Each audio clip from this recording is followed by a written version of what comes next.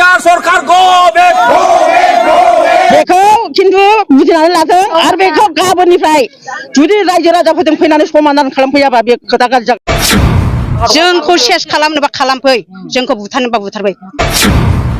जोंखौ सेस खालामबा खालामफै, जोंखौ बुथारनोबा बुथारफै। आरो गाबोननि दिनाव जुदि जों पाब्लिकफोरजों फैनानै जुदि मिलायफैयाबा बा समाधान खालामफैयाबा बिथांखौनो लायनानै बेयावनो फाखा खुन्थाजों बा फाखानि सिमेन्टजों फबसिनगोन बा सिमेन्ट ढालायथेगोन आरोखि। लोगोसे BTR सरकार गो बेक नोंथांमोना बे भिडिअखौ गोबाङानो नुखाबाय बा गोबाङानो नुवाखै जानांगौ आरो नोंथांमोना बे भिडिअ एन्ट्रिखौ नुनानै निस्सय एसेबाबो हमदांनो हादों। बेजों लोगोसे आरोबाव मोनसे जायगायाव आरोबाव गोदानै काहिनि जादों बेफोरबायदिनो सेम टु सेम मोनसे सेम टु सेम नङा, काहिनिया एसे बेलेग आरो ना, सरि एसे बेलेग मानो होनना बुङोब्ला बेयावबो बिदिनो माने BTR सरकारनि सायावनो बिथांमोनाबो खुद्रिनाय फोरमायदों, रागा जोंनाय फोरमायदों, दुखु मोननाय फोरमायदों। दा बेसेबांसिम सैथोमार थारैनो BTR सरकारा बेफोरबायदि खामानिखौ मावमारनो नागिरदों नामा? आरो लोगोसे एबसुनि जोंहा मानगोनां दिपेन बर' सारखौबो बिथांमोनहा खुद्रिनाय फोरमायदों। दा आरो लोगोसे जिखुनु दालालि बायदि खामानि मावग्रा बिथांखौबो माने लायनानै सिमेन्टजोंनो ढालायथेगोन मागोन गोबांथार खोथा बुंदों। पाब्लिकआ रागा जोंखांनाय फोरमायदों आरो बे दावहाया जानो थांगासिनो दंमारो नामा, थारैनो जामारगोन नामा आरो बिथांमोनखौ अना खाना बे जायगानिफ्राय होखारमारगोन नामा? बिथांमोनाथ' ओरैबायदि दुखु फोरमायदों जे गैयाब्लाबो 100 बोसोरनि सिगां भारत स्वाधीन जानायनि सिगांनिफ्रायनो बिथांमोना बे जायगायावनो संसार जानानै दं, बे जायगायावनो जोनोम जानानै बोरायलायबाय बुरिलायबाय, ओरैबायदि खोथा फोरमायदों आरोना। दा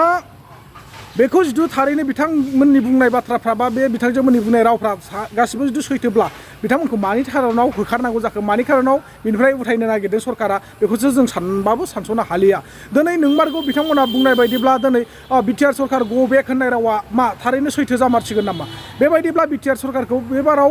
बिदाय होमारसिगोन नामा BTR-आवबो? दा साननो गोनां बाथ्राया बेसो। इलेक्सन जानो थांगासिनो दङ बेराफारसे, इलेक्सननि सिगांनो जुदि BTR सरकारा बा BTR गभर्नमेन्टआ पाब्लिकनि थाखाय गोरोन्थि खामानि मावनानै दिन्थिबाय थायोब्लाथ' निस्सय बे जाखागोन बा फैनाय बाराव बा नैबे जानो गोनां सेप्तेम्बर मासनि BTC इलेक्सनाव थारैनो UPPL हान्जाया जेनमारगोन नामा आरो थारैनो BPF हान्जाखौसो देरहासार खालाममारगोन नामा, बेखौ जोंहा सिन्था जानो गोनां दङ। मानो होननानै बुङोब्ला निस्सय नंगौ जुदि BTR सरकारा बा BTR गभा जिथु भारत सरकार आरो सेन्ट्रेल सरकारनि आन्दाराव थानानै जिथु पाब्लिकनि थाखाय जेबो उन्नति लाब खालामनानै होनो हायाखैब्ला पाब्लिकफ्राथ' निस्सय ओंखारखागोन नङा होमबा? आरो गोदोनानै थानाय सरकारखौनो बिथांमोना मोजां मोननानै बा मोजां होननानै बिथांमोना बोखांखागोन। दा बेवहाय रायजो राजाया जेरै सानदों एरैसो खालामनो हागोन। बेवहाय आं बुंब्लाबो सोलिनाय नङा बा सोरबाया बुंब्लाबो सोलिनाय नङा। आं बुङा जे नोंथांमोना नङा UPPLखौनो देरहासार होबावनांगौ बे बारावबो, UPPLखौनो जयजुक्त जाहोबावनांगौ बे बारावबो होननानै आं बुंनो हाया। आरो नोंथांमोना BPFखौ देरहासार होफिननांगौ बा BPFखौनो लाबोफिननांगौ सरकाराव होननानै आं बुंनो थाङाखै। नोंथांमोना जारजि गोसो जारजि जया धर्म, नोंथांमोना जाय सरकारखौ मोजां मोनो, जाय दैदेनगिरिखौ मोजां मोनो, पाब्लिकनि थाखाय जाय सरकारा अनसुंथाइफोर होगासिनो दङ बा पाब्लिकखौ अनगासिनो दङ, पाब्लिकनि थाखाय दुखुनि समाव दुखु जाफादों, निदाननि समाव निदान सुंदों बा डेभेलप गैयै जायगायाव डेभेलप खामानि मावना होदों, एरिया ओनसोल गोदोनानै थानायखौ बोखांदों, नै बेफोरबायदि दैदेनगिरिफोरखौ बा बेफोरबायदि सरकाराव थानाय मानसिखौ बोखांबानो जाबाय, आं बेखौसो सानो आरोखि। दा बेनो दुखुनांथाव बाथ्रा, जोंनि बर'फ्रा बेबायदिनो थैलांजोबसिगोन नामा? बेबायदिनो हालाय हाफाय जानानै गोदाव सोराव जोंनि बर'फोरखौ सरकारा सानफा एफा साफा बा गाबोन सासे समफोर सासे बेफोरबायदिनो बुथारलांनायनि प्लेनिंआव लागासिनो दं नामा? दाउसा अमाफोरबायदि गोदाव सोराव बबेयाव होखारनानै दोननो सानखो? बेराफारसेथिं हा हु दिरुननानैबो होनो हाया, बेराफारसेथिं रुजु रुमु सिरुस्थाय बिथांमोना रायजो जानाय जायगाखौनो बोखारनानै होनो नागिरो। अब्ला बिथांमोना दुखुनि अनगा आरो मा दङ? जोंनि बर' हारियाव दासिमबो जोङो BTR गोजोन गोरोबथानि उनावबो गोजोन फैनायखौ नुनो मोनाखै बा सुखु फैनायखौ जों नुनो मोनाखै। बिथांमोना खुगायावल' बुङो BTR-आव आरो गोजोन फैबाय होननानै, नाथाय बिथांमोना मा बुङो बेफोरबायदि बुंनो गोजोन फैयाखै गोजोन जायाखै होनना बुंनायफोरखौ बिथांमोना गावबागाव पार्सनेलि लाबनि थाखाय बा पलिटिकेलजों इनभल्भ थानानैसो बेफोरबायदि बाथ्राखौ बुंदों होननानै। नाथाय बे नङा जे जोङो जाय सरकारा खामानि मावगोन जों बेखौनो नोजोर बोनानै जों मोजां मावदोंबा मोजांखौनो बुंगोन, गाज्रि मावदोंबा जों गाज्रिखौनो बुंगोन। दिनै जिथु थारैनो BTR सरकारनि CM मानगोनां प्रमद बर' सारा जिथु रायजो राजानि थाखाय अनसुंथाइ होदोंब्ला, खामानिखौ मोजां मावमारदोंब्ला, दिनै मानि खारनाव रायजो राजाया खुद्रिखांदों? आरो बै आदानिनो मानो खारनाव क'क्राझाराव बा BTR-आव जायगा होनो नागिरदों गुबुन जायगानि मानसिनो बा गुबुन हादोरनि मानसिनो? भारत हादोरनियानो बे नंगौ, नाथाय गुबुन देशनिसोना नङा होमबा? जेरै भारतनि आन्दाराव थाखो माथो जाखो? थेवब्लाबोथ' बिथाङा गुबुन जायगानिसो मानसि जायनि जाहोनाव बिटिआरावनो आं सिगाङावबो बुंदों गोबांथार गिदिर गिदिर कन्ट्रेक्टरफोर दङ बिथांमोनहानो माबा मोनसे कम्पानि खुलिनोबा खुलिनानै ला आरो जायगाखौ नायनानै खुलि मानो होनना बुङोब्ला चिरजीबन रायजो जाखानाय सुबुंफोरखौ होख्रां होसि खालामनानै कम्पानि खुलिनो नागिरनाय बा जर जबस्थि खालामनानै इन्डास्ट्रि गायसननो नागिरनाय बेथ' बिराद रं जागोन नामा आं बेखौसो सानदों आरो दा आं मा बुंबावनो रायजो राजाफोर नोंथांमोनाथ' निस्सय गाव गावबागाव साननो हानाय गोहो मेलेम दंखासै नोंथांमोना बुजिनो हाखासै बांद्राय बुंब्लाबो माने भिडिअआ गोलाव जागोन बेखायनो आं बांद्राय गोलावखौ बुंनो सानला आंनि बुंनायखौ बेखिनियावनो दोनथ'बाय नोंथांमोना जाहाथे फुल भिडिअखौ जोबजासिम नायना लादो आरो लोगोसे मा बुजिनो हाखो नोंथांमोना आरो बेफोरबायदि खामानिया जानांगौना जानाङा आदानिनो क'क्राझाराव बा बिटिआराव हा जायगा होनांगौना होना इन्डास्ट्रि बा फेक्टरि खुलिनो थाखाय नोंथांमोना बेखौ गोथौवै सिन्था सरसा खालामनायनि गेजेरजों आरो बे कम्पानि बा बे फेक्टरिखौ खुलिनायनि उनाव बर'फ्रा बा बिटिआरा मा लाबालाब जागोन मा डेभेलपमेन्ट जागोन नैखौ नोंथांमोना सिन्था खालामनानै निस्सय कमेन्ट सेक्सनाव कमेन्ट बक्सआव फोरमायहरनो दाबाव मानोना नोंथांमोननि थाखाय आंनि चेनेलनि कमेन्ट बक्सआ अराय समनि थाखाय खुला दङ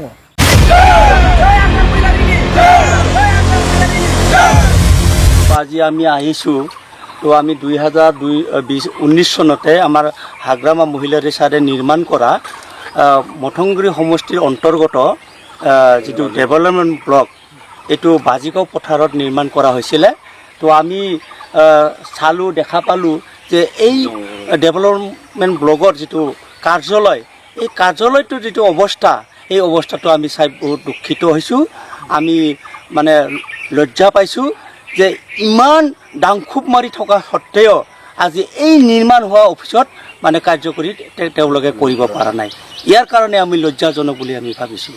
আমি এইটোৱে চাইছোঁ যে তেখেতে খালি মুখেৰে কয় কিন্তু কামত একো নাই আমাৰ BPF চৰকাৰে হাগ্ৰামা মহিলা ৰেচাৰে যিখিনি নিৰ্মাণ কৰি থৈ গৈছিল এইখিনি নিৰ্মাণ কৰি থৈ যোৱা খিনিতো তেখেতে অফিচিয়েলি কোনো কাম এটা কৰিব পৰা নাই চাওক আমাৰ ডেভেলপমেণ্ট ব্লকত যিখিনি আমাৰ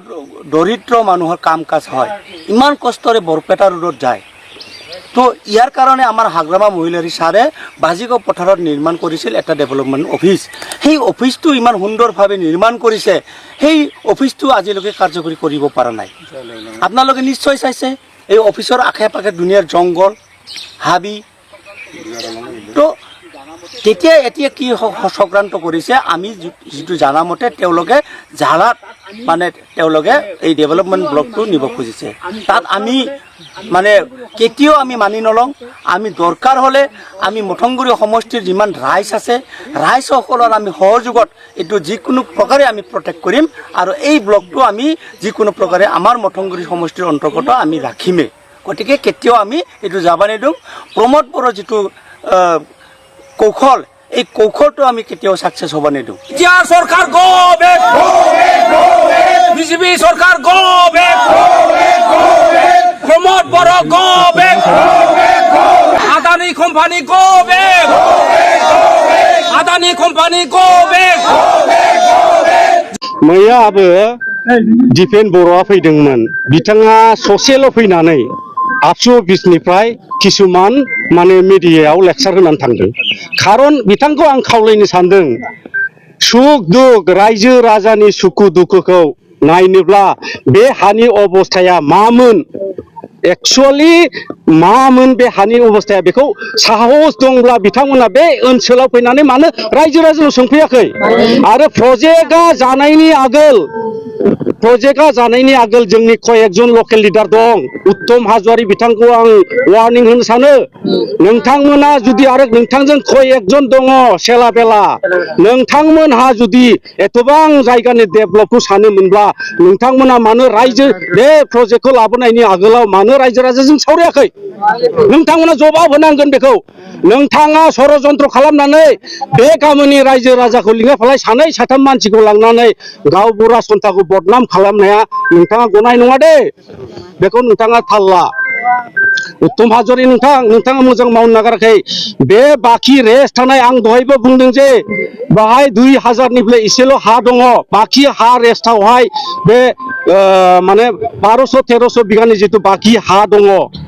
बे हायाव जोंनि नैबे ओनसोलनि रायजो राजाफ्रा सोरबा रबार बागान औवा बागान गय बागान